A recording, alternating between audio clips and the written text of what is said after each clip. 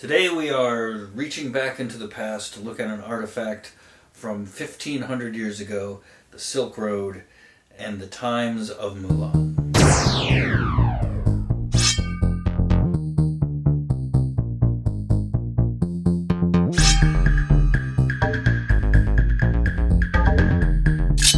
What we are looking at today is a reproduction of the Hidden Hilt Dao by L.K. Chen. It is called the Dragon Sparrow Hidden Hilt Dao, and that's mostly due to the design here of the pommel, which we will get to. Now, this style of Dao, as I said, it dates from about 300, 400 AD. These styles of hilts are representative of a kind of transition period between technology that was native to China and stuff that they were bringing in from contact with other peoples that they were either engaged in military conflicts with or trade with. It was originally a cavalry sword, but as the time went on, you can see it being used by infantrymen, nobles, generals.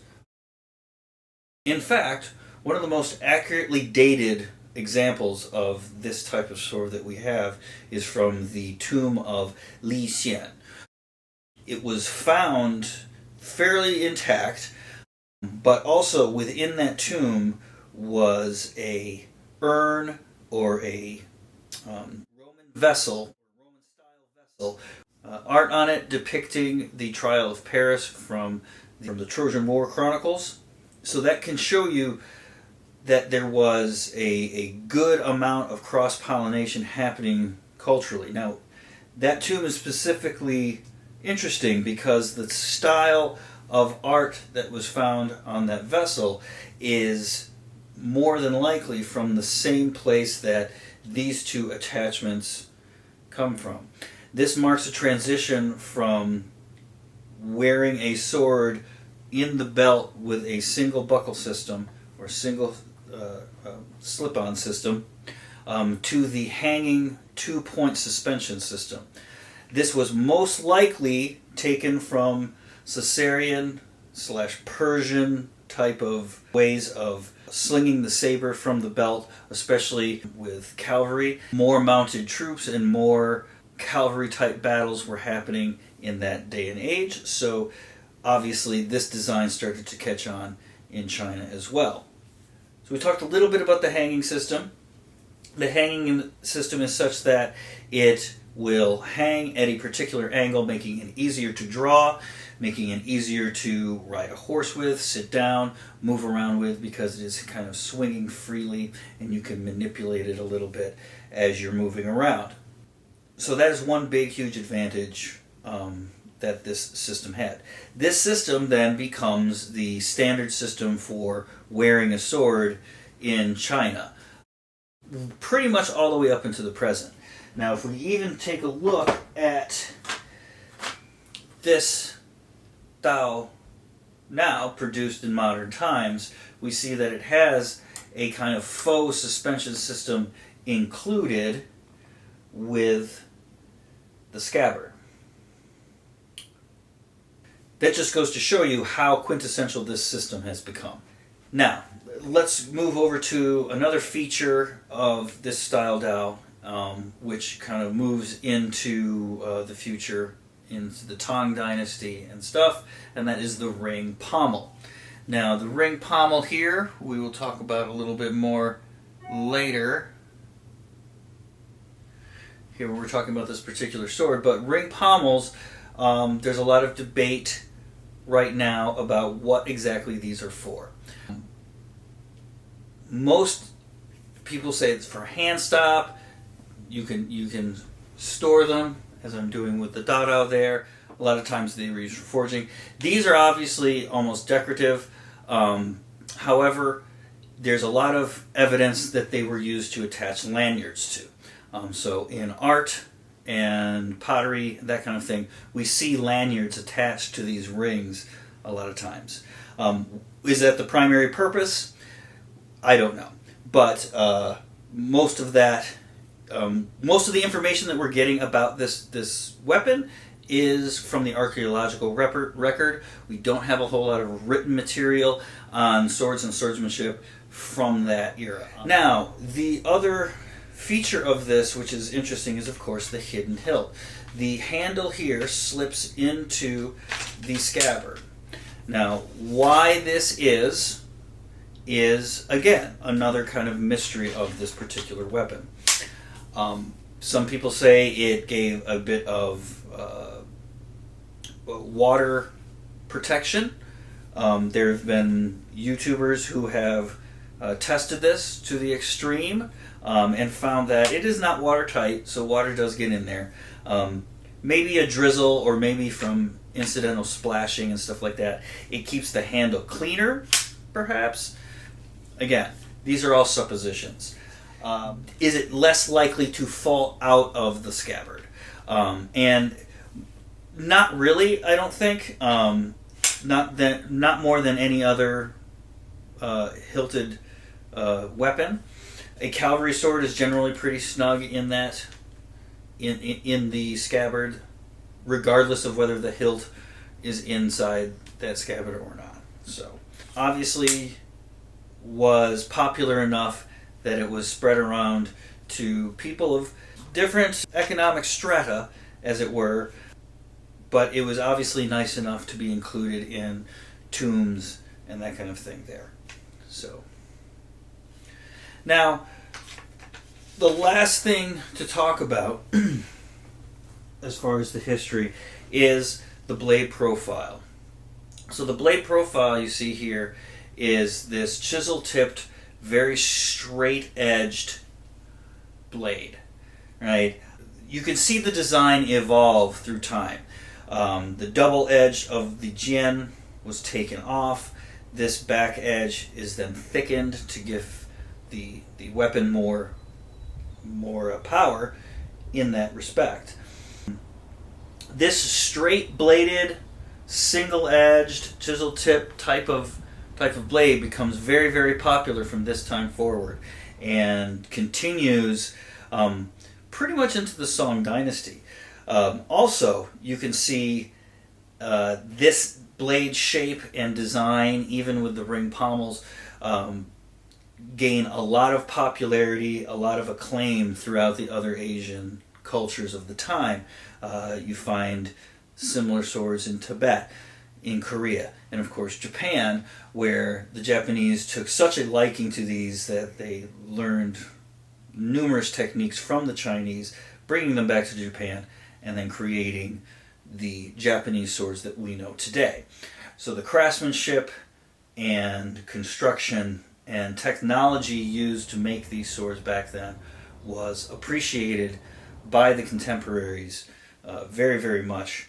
As you are looking at this in real life as a new sword, because so many of the historical examples that we have are in very bad shape, and we don't even really have that many of them, you can really see what those old sword makers and collectors and travelers were looking at and being so impressed with as far as this weapon. Okay, the specs on this sword are: it is 1354 grams, about 3 pounds, for the total weight with the scabbard. The sword only weight is 1 pound 13 ounces, so not really that much. It's very light, it's very nimble. The blade is 25, about 25 and a half inches long, right? And the hidden handle portion, that wood portion, is about 5.2, right? Now the steels used are 1065 and T9 tool steel, so it's a very robust blade. This piece, as a historical replica, is quite impressive. It itself is based on a intact and working period specimen that was in a private collection. The pommel which we will get to here in a bit, is added from another thing. However, the motif is very, very common and very popular. So the fittings are mostly brass, except for the pommel ring, which is bronze, and that is for historical accuracy. It is constructed in the traditional way. It appears, from my amateur eye, to be a very, very good replica. It's obviously usable. L.K. Chen himself is a martial artist, so these swords are meant to be used. They can be used, and they are definitely comfortable. This one especially is quite wieldy. Now, let's talk about the pommel here a little bit. There you go. This creature here, for which the sword is named the Dragon Sparrow, is actually called a Fei Lian. Animals started to be used in motifs around this time as well, around the northern dynasties and Silk Road time as well. The object in its beak is a pearl. I'm not specifically sure about the actual symbolism of this, but this is a mythical creature, not as popular as the phoenix, dragon, qilin are today, but it was still a popular motif. It is generally depicted as a bird's head, serpent's body. There's sometimes a leopard involved, with wings and antlers or horns. So another thing to mention about the pommel and the beak here, traditionally the beak will always point toward the edge of the saber, never the spine. So the beak on the Fei Lian is always going to go that way, so that when you're holding it, it's always going to be toward your knuckles in that way. Now, moving on down through here, the scabbard, like the originals, is tapered. So each of these pieces is a different size. I know sometimes some people have had them coming off and sliding up and down. That's probably why, because this side is going to be smaller than this side. If they're pressure fit, they're just going to be kind of stuck up there. Mine have remained solid, so I think the adhesive used perhaps has improved. Okay, so as this being a kind of small, very slim handle, using it solo, not really a problem. I have rather large hands, so this is very small for me, and holding it very tight, it still tends to move around. I have cut with it. It took me a few tries to get the hang of this particular handle.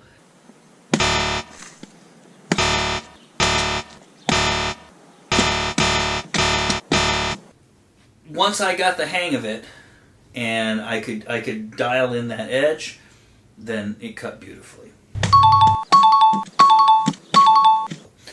Now there is a debate and there is discussion on how to hold this, whether you are holding it by the handle piece right here, or whether you are putting your pinky and ring fingers around the brass part of the pommel like thus. Well, we just don't have any historical data one way or the other. We don't have artistic depictions that I am aware of soldiers wielding these swords. We have a lot of pictures of soldiers wearing these swords, but none actually wielding them in battle or in any type of pose of any kind. So we don't really have any information coming from the archaeological record telling us how to do that. I didn't have any better luck getting the edge alignment with either grip. So fit and finish, it's very, very nice. The wood is teak. It's smooth. It feels good in the hand. It is not slippery, even though it is very smooth. The brass and the bronze all look very, very nice. I have only had one issue with it through use, and that is this collar right here has become loose, and this collar right here has become loose a little bit. Also, my model, and I know this differs from place to place and because of the construction of this, my hilt never stayed in. So mine just slips out very, very easily with no problem that way. I know it's supposed to stay in there a little bit more snugly because of temperature differences, humidity, all of that kind of thing. I know that these change a whole lot, especially in shipping. Okay, so final thoughts on this particular weapon, the Dragon Sparrow by L.K. Chen. It is a really, really gorgeous historical replica of a very unique sword in history. Not only is it a beautiful wall hanger collector's piece, it is also a very functional weapon. It cuts very well. The point is, it is both beautiful and it is functional. Okay, so there you have it. The Dragon Sparrow Dao from L.K. Chen. You can get it at lkchenswords.com, Cult of Athena. It'll run you probably about $350 to $370 US, which is not bad for a sword of this quality. So go check it out. We will be back soon with another review and a little bit of history coming to you soon. So, patience, practice, perseverance.